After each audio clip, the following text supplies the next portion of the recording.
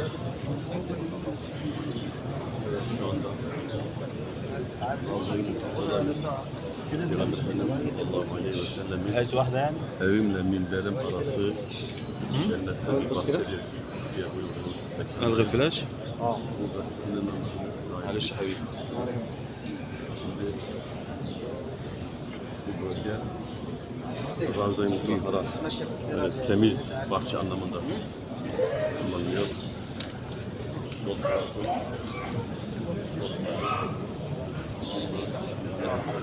اسأله اللي انت نفسك اسأله اسأله خذ يمين خروج يمين يا اخي خذ يمين يمين يمين يا شيخ ايش بالروز دحين ايش بالروز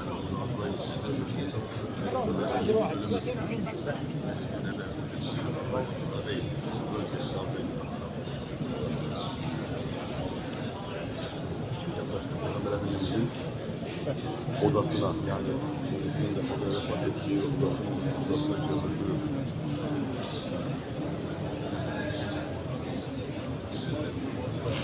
Yaklaşıyoruz şu anda. İşte bu bölge ileri doğru gidiyor. Peygamber Efendimiz sallallahu aleyhi ve sellem hemen bu odadan hemen direkt camiye gitmiş ve burada bir gün ashabına namaz kılmış.